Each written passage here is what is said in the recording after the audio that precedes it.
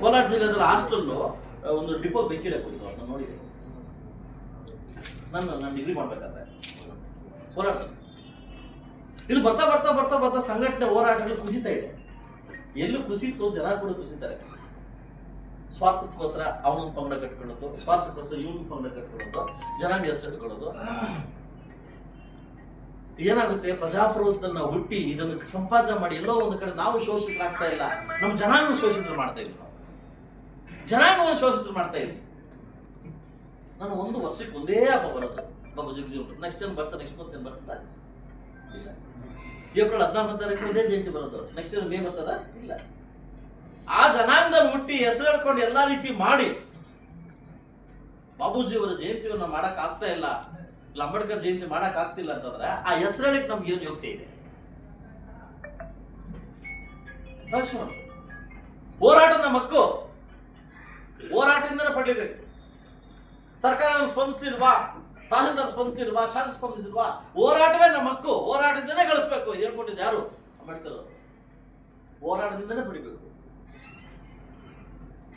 ಇವತ್ತು ಅವರದೇ ಒಂದು ದಾಟಿಯಲ್ಲಿ ಬಾಬು ಜಗಜೀವನರಾಯರವರು ಇವತ್ತು ಒಂದು ಇಡೀ ಭಾರತ ದೇಶದಲ್ಲಿ ಸಾರಿದ್ದಾರೆ.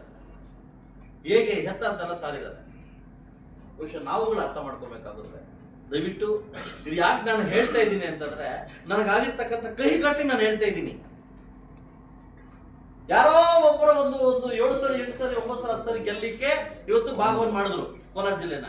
ನಾನು ಒಂದು ಮಾತು ಹೇಳ್ತೀನಿ ವಿಜಯಣ್ಣ, ನನಗೆ ಈಗ ನಂದು ಪ್ರಾಪರ್ಟಿಗಳು ದೊಡ್ಡ ದೊಡ್ಡ ಕಂಪ್ನಿಗಳು ಹುಬ್ಳಿದಲ್ಲಿದ್ದಾವೆ, ಮೈಸೂರಲ್ಲಿದ್ದಾವೆ, ಹೈದ್ರಾಬಾದಲ್ಲಿದ್ದಾವೆ. ಅವರೆಲ್ಲರೂ ಬರ್ತಾ ಇರ್ತಾರೆ. ಅಲ್ಲೆಲ್ಲೂ ನಮ್ಮ ತಾಯಿ ಸಿರಿಸ್ ದೇವರಾಜರು ಯಾವ ಪಂಗಡವೂ ಇಲ್ಲ ಅಲ್ಲಿ.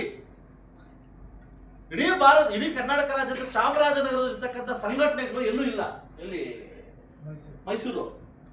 ಎಷ್ಟು ಒಗ್ಗಟ್ಟಾಗಿರ್ತಾರೆ, ಎಷ್ಟು ಒಗ್ಗಟ್ಟಾಗಿ ಮಾಡ್ತಾವೆ. ಎಲ್ಲಿ ಯಾವ ಸಂಘಟನೆಗೆಲ್ಲ ಯಾವ ಓಟ್ ದಲಿತರು ಒಂದೇ ಅವರು. ನಮ್ಮಲ್ಲಿ 24 ಹುಟ್ಟಿದ್ದಿಲ್ಲ ಅಲ್ವಾ?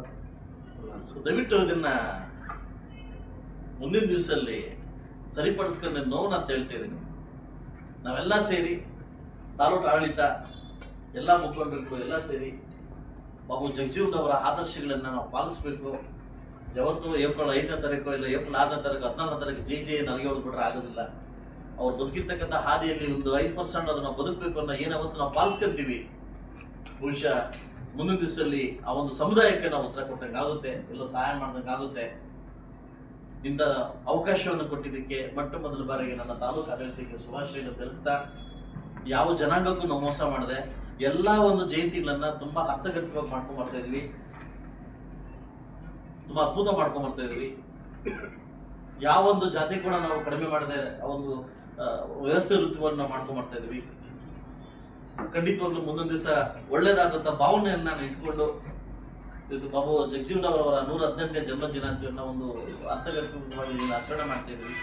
ಆ ಜನಾಂಗಕ್ಕೆ ನನ್ನ ಕಡೆಯಿಂದ, ಭಾರತ ದೇಶದ ಸಮುದಾಯಕ್ಕೆ ನನ್ನ ಕಡೆಯಿಂದ ಶುಭಾಶಯಗಳನ್ನು ತಿಳಿಸ್ತಾ, ಬಹುಶಃ ಇವರು ನನಗೆ ನನ್ನ ಕೊಡುಗು ಮೇಷ್ಟ್ರಿಗೆ ಇನ್ನೂ ಸ್ವಲ್ಪ ಕೊಡಬೇಕಿತ್ತು ಅನ್ನಿಸ್ತು ನನಗೆ. ಯಾಕಂದ್ರೆ ನನಗೆ ಗೊತ್ತಿದ್ದ ವಿಷಯ ಅವ್ರು ಹೇಳ್ತಾ ಇದ್ರು, ನನಗೆ ಗೊತ್ತಿಲ್ಲ ವಿಷಯ ಹೇಳ್ತಾ ಇದ್ರು, ಅನುಭವಿಸ್ತಾರೆ. ನನಗೆ ಆಕ್ಚುಲಿ ದೇವರಾಣಿ ಗೊತ್ತಿಲ್ಲ, ಕೆಲವು ವಿಷಯಗಳನ್ನ ಹೇಳ್ಕೊಂಡು ಮಾಡ್ತಾ ಇದ್ರು. ಎಲ್ಲೋ ಇರ್ತಕ್ಕಂಥ ನಾರ್ತ್ ಇಂಡಿಯನ್, ಬಿಹಾರದಲ್ಲಿ ಹುಟ್ಟಿರ್ತಕ್ಕಂಥ ನಮ್ಮ ಬಾಬೂಜಿಯವರ ಜಯಂತಿಯನ್ನ ಇವತ್ತು ನಾನು ಬೆಳಗ್ಗೆ ಎದ್ದ ತಕ್ಷಣ ನಾನು ಈ ಖಾಲಿ ಬಟ್ಟೆಲ್ಲ ಹೋಗೋದು ಯಾಕಪ್ಪ ಅಂದ್ಬಿಟ್ಟು ಸ್ವಲ್ಪ ಓದ್ಕೊಂಡ್ ಬಂದೆ. ನಾನು ಅವ್ರು ಹೆಂಗ್ ಹುಟ್ಟಿದ್ರು ಏನು ಹುಟ್ಟಿದ್ರು ಅಂದ್ಬಿಟ್ಟು ಆಯ್ತಲ್ವಾ. ಈ ಸ್ಪೀಕರ್ ಮುಂದೆ ಇನ್ನೊಂದು ಸ್ಪೀಕರ್ ಇರಬಾರ್ದಂತೆ, ಬಾಬಸ್ ಅಲ್ಲಿ ರೋಟ್ ಆಗೋದು ಅಲ್ಲ, ಅದಕ್ಕೆ ಜಾಸ್ತಿ ಇಬ್ರು ಇರ್ತಾರೆ. ಇವ್ನು ಹೇಳೋದು ಇನ್ನೊಂದು ಬೇಡ್ಬಿಟ್ರೆ ಇವ್ನು ಮಾತಾಡ್ತಾರಂತೆ ಆಯ್ತಲ್ಲ. ನಾನು ಸ್ಕೂಲಲ್ಲಿ ನಡೆದಿದ್ದಕ್ಕೆ ಗಂಟೆಗಳೆಲ್ಲ ಓದ್ಕೊಂಡ್ ಬಂದೆ ಯೂಟ್ಯೂಬಲ್ಲಿ. ಆದ್ರೆ ನಮ್ ಗೀತಾ ಅವ್ರು ಹೇಳ್ಬಿಟ್ರು, ನನಗೆ ಇವಾಗ ಏನ್ ಹೇಳ್ಬೇಕು ಅಂತ ಅವಾಗ ಅರ್ಥ ಆಗ್ಲಿಲ್ಲ ನನಗೆ. ನಾನು ಬರೋಕ್ಕಿಂತ ಮುಂಚೆ ನಾನು ಯೂಟ್ಯೂಬ್ ಪ್ರಿಪೇರ್ ಮಾಡ್ಕೊಂಡು ಅದಕ್ಕೆ ನಾನು ಹಿಂಗ್ ಉಲ್ಟಾ ಹೊಡೆದೆ, ನಾನು ಏನು ಮಾಡೋಕ್ಕಾಗಿಲ್ಲ. ಮತ್ತೆ ಇನ್ನೊಂದು ಸ್ಪೀಕರ್ ಇರಬಾರ್ದಂತ ಪುರುಷ. ನನಗೆ ಹೇಳ್ತೇನೆ, ನಾನು ತಂಗಿನ ಕೇಳ್ತೀನಿ, ನಿಮ್ಗೆ ಗೀತಾ ಹಂಗೆ ಮಾತಾಡ್ತಾರೆ ಅಣ್ಣ, ನಿಮ್ಗೆ ಇನ್ನೂ ಗೊತ್ತಿಲ್ವಾ ಅಂತ. ಅವ್ರು ತಾಯಿದಾರಿಗಿಂತ ಮುಂದೆ ಹಸುರಾಗಿದ್ರು ಒಂದು ಇದು ಕತೆ ನನ್ನ ಮಗ ಬಂದ್ಕೊಂಡೆ. ಇವರು ನನ್ನ ತಂಗಿ ಬ್ಯಾಟ್ಸ್ಮನ್, ಅವ್ರು ಗುಬ್ಬಿಲ್ ತಹಸೀಲ್ದಾರ್. ನಾನು ಯಾವಾಗಲೂ ಕೇಳೋರು ಗೀತಾ ಅವ್ರ ಬಗ್ಗೆ, ಏನಕ್ಕೆ ಇಷ್ಟೊಂದು ಸಬ್ಜೆಕ್ಟ್ ತಗೊಂಬತ್ತಾರೆ. ನಾನು ಓದ್ಬೇಕಾದ್ರು ಹಂಗೆ ಇದ್ರು ಅವರು ಅದಲ್ವಾ. ನನಗಿಂತ ಮುಂಚೆ ಅವ್ರು ಫಸ್ಟ್ ತಹಸೀಲ್ದಾರ್ಗಿಂತ ಮೊದಲು ಹಸಿರಾಗಿದ್ರು, ಇಷ್ಟು ಹಸಿರೋದು. ಇದು ಕತೆ ನಂದು ಅಂತ. ಸೊ ಹಂಗೆ ಇತಿಹಾಸ ಬಲ್ಲವರು ಇತಿಹಾಸ ಸೃಷ್ಟಿ ಮಾಡ್ಬೋದು. ಹೌದಾ, ಸಮುದಾಯದ ಬಗ್ಗೆ ಗೊತ್ತಿರೋ ಸಮುದಾಯನ ನಾವು ಕೊಡ್ಬೋದು. ನಾನು ಒಂದೇ ಇವತ್ತು ಒಂದು ಮಾತು ಹೇಳ್ತೇನೆ, ದುಡ್ಡಿಂದ ಬಂದಿರ್ತಕ್ಕಂಥ ವ್ಯಕ್ತಿ ದುಡ್ಡು ನೋಡ್ತಾ ಬಂದಿರ್ತಕ್ಕಂಥ ವ್ಯಕ್ತಿ ದುಡ್ಡಿನ ಮಾತ್ರ ವರದಿ ಕೊಡ್ತಾನೆ. ದುಡ್ಡಿಲ್ಲದೆ ಬಂದಿರ್ತಕ್ಕಂಥ ವ್ಯಕ್ತಿ, ದುಡ್ಡು ಸಂಪಾದನೆ ಮಾಡ್ಬೇಕಂತ ಬಂದಿರ್ತಕ್ಕಂಥ ವ್ಯಕ್ತಿ, ಕಷ್ಟದಿಂದ ಬಂದಿರ್ತಕ್ಕಂಥ ವ್ಯಕ್ತಿ ಕಷ್ಟಗಳು ಮಾತ್ರ ಗೊತ್ತಿರ್ತಾರೆ. ಬಹುಶಃ ಈ ಎರಡೂ ಸಮಾಜದ ಎರಡು ಕಣ್ಣುಗಳು ಇವತ್ತು ಸಮುದಾಯ ಕೊಡುಗೆಯನ್ನು ಕೊಟ್ಟಿದ್ದಾರೆ.